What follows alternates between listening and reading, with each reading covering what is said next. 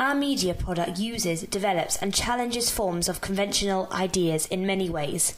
One way in which it challenges this is the contrast we have between the scenes. For example, the fish heads and the dead body contrast greatly with the scenes of the children. In most films, these two things are not usually seen together. However, our film opening does also use and develop normal conventions too, such as when looking back at our earlier research as seen on our blogs, we studied the film opening for the lemon tree. The opening of this has shots of the main character chopping up a lemon, and ours, in a similar way, has shots of the main character cutting up a fish. Our film opening represents 3 different social groups: young females, young males and their relationships with each other, and adult females. Young females aged 4 to 6 are portrayed mostly negative, as they appear to be the bullies in this situation and are very rude towards the younger boy. However, looking at it in a different way, it is clear that the girls fear the boy from their steering clear behaviour, reflecting the relationship presented in the book, which was our steer. The young male is seen as vulnerable and weak compared to the young females. However, if we were to make the whole film, it would be made clear that he is avoided because he is strange, as highlighted in Phoebe's dialogue. Who's that strange boy? This goes against the dominant ideology of males being stronger and more powerful than girls.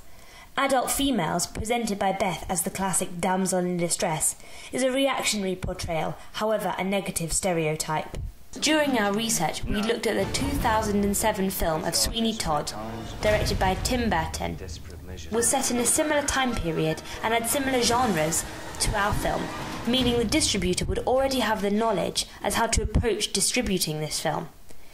This particular film was distributed by DreamWorks. As they are a big mainstream studio, this means that our film would have the opportunity to have a large budget to achieve the desired costume and set that it really needs to be great. It could be done by an independent film studio, however it would have to maybe be like ours, a modern adaptation, as they may not have the funds. Our target audience for our film would be people aged 16 to 30. This is mostly because people interested in our film would be young, but old enough to enjoy horror and understand psychological thrillers. They would be of both genders, but mostly male, as our research showed males are most likely to enjoy horror and be able to watch gore. Our film opening is probably more specifically aimed at males also because our central character is male, and in the first minute of the opening there's also a pretty girl, another aspect of horror movies apparently boys enjoy.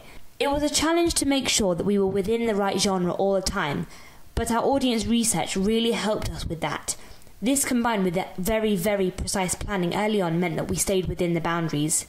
We learned that boys like a lot of blood and gorgeous girls, whereas girls prefer the psychological side, to work it all out in their heads.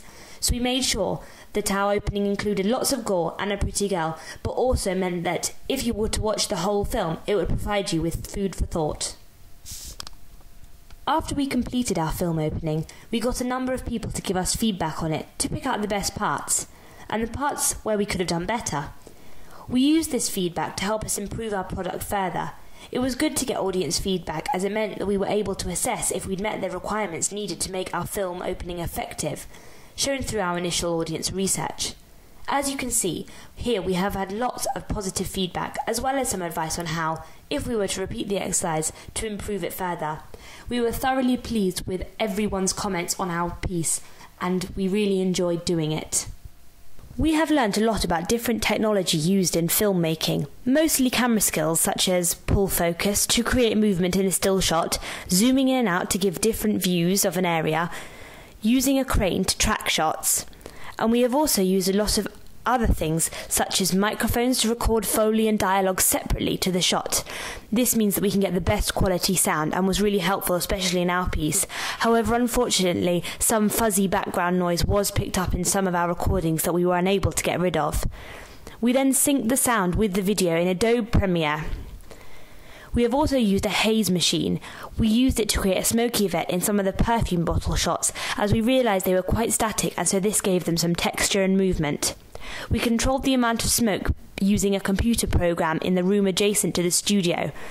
The window between the studio and the recording area meant that the person in charge of the controls and the person filming were able to communicate easily. This helped us get the best effect, as we had full control over how it was to look. When looking back at our preliminary task, Making it helped us learn so many essential skills and gain a lot of knowledge in filmmaking.